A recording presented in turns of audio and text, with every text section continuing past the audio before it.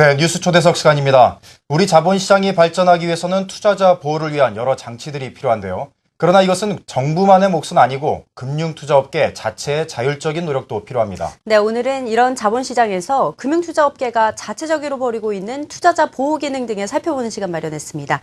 박원호 금융투자협회 자율규제위원장 나오셨습니다. 네. 어서 오십시오. 안녕하세요. 네, 안녕하세요. 네. 박원호입니다. 네.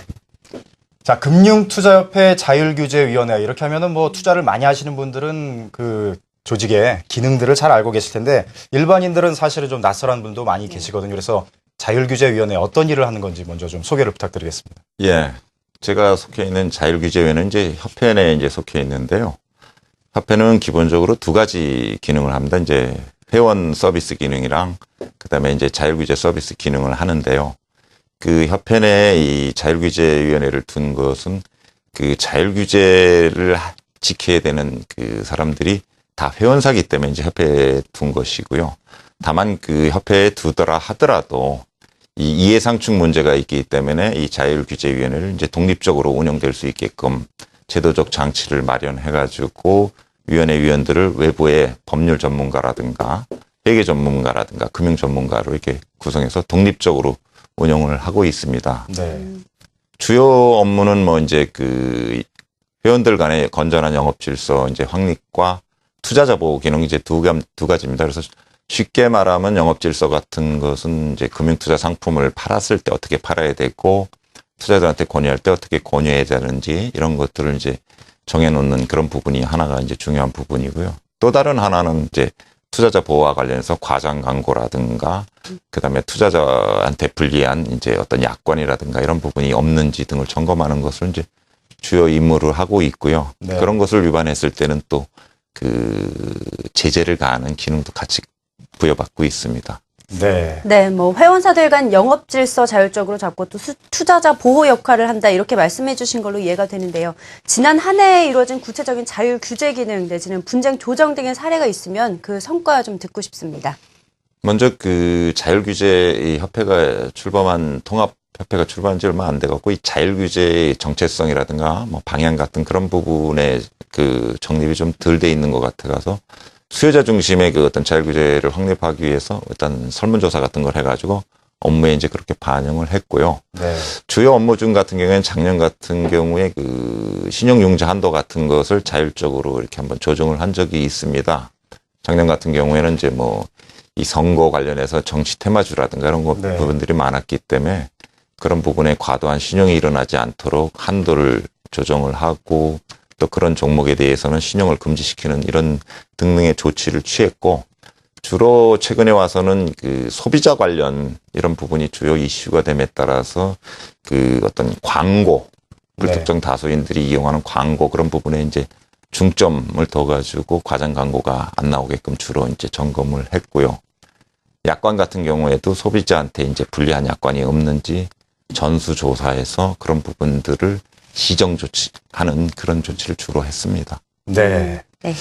자, 이제 광고 심의에 대해서 이제 잠깐 말씀을 해주셨는데 이 업계 사람들을 이제 취재 과정에서 만나다 보면은 상당히 또 불만을 많이 제기하는 부분이 있어요. 이제 자율 심의 기능에 의해서 상품 광고가 나가기 전에 여러 가지 이제 좀 제약 요소들이 있는데 이러다 보니까 이제 광고 준비하는 이제 업계 입장에서는 좀 너무 심한 거 아니냐 이런 불만들도 많이 나오고 있거든요. 이런 부분에 대해서는 어떻게 생각하십니까? 예, 맞습니다. 그럼 업계에서 그런 얘기가 있는 걸로 듣고 있습니다. 그래서 기본적으로 이 금융투자 상품은 이 자율성과 창의성 이런 부분들이 존중돼야 되는 이제 상품이기 때문에 저희는 그런 부분에서 이 적시성과 이런 부분을 갖다가 이제 확보하기 위해서 많은 노력을 하고 있는데도 불구하고 업계에 이제 그런 지적이 있어가지고 기본적으로는 광고를 빨리 이 심사를 빨리 처리해주자 해가지고 보통 그 48시간 내에 처리해주는 걸 원칙으로 이제 하고 있고요. 그 다음에 이제 경미한 사항에서는 24시간 내에 이제 처리를 해주는 방향으로 이렇게 설정해서 업무를 처리를 하고 있고, 네. 처리하는 과정도 이 담당자들한테 온라인으로 SNS나 이런 그 이메일 통해서 직접 통지해주는 그런 절차를 받고 있고요.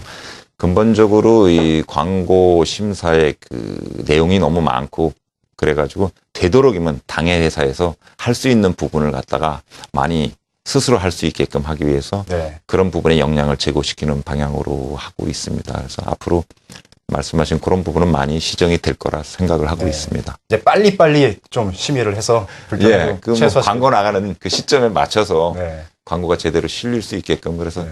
그 광고 심사를 요청하는 그 사람들의 니드에 적극 부응할 계획으로 있습니다. 네. 네.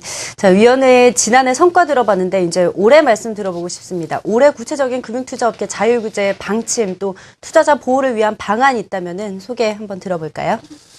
그 올해 가장 큰 기본 방향은 그 업계의 신뢰 회복에 두고 있습니다. 네. 뭐 작년 같은 경우에 ELW 사태라든가 이런 게 벌어지면서 사실 업계에 대한 인식이 많이 안 좋아진 걸로 알고 있는데 그래서 그런 부분들이 발생하지 않도록 사전에 관행적으로 일어났는데 업계에서는 그런 부분이 관행적으로 일어났지만 문제가 안 된 걸로 인식했던 부분을 새로운 시각에서 봐서 그런 부분이 다시 재발하지 않도록 그런 선제적인 이제 자율규제 그런 방향으로 나가려고 생각을 하고 있고요.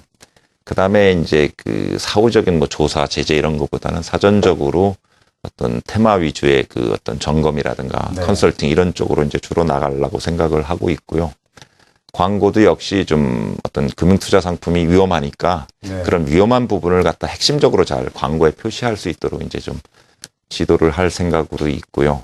역시 소비자 보호 이 강화 추세에 맞춰가지고 약관도 그 전수조사를 해서 소비자한테 불리한 약관이 없는지 한번 점검을 해서 회원사로 하여금 그런 부분을 정정토록 그렇게 할 계획으로 있습니다. 네. 한 가지 개인적인 궁금함은 이제 금감원에서 이제 부원장까지 하시고 예. 이제 협회 이제 자율규제위원장으로 오셨는데 아무래도 좀 역할과 성격이 다른 조직에 이제 오셔서 많은 차이를 좀 느끼셨을 것 같아요. 예. 어떤 부분을 좀 느끼셨는지 좀 말씀을 좀 해주실 것 같습니다.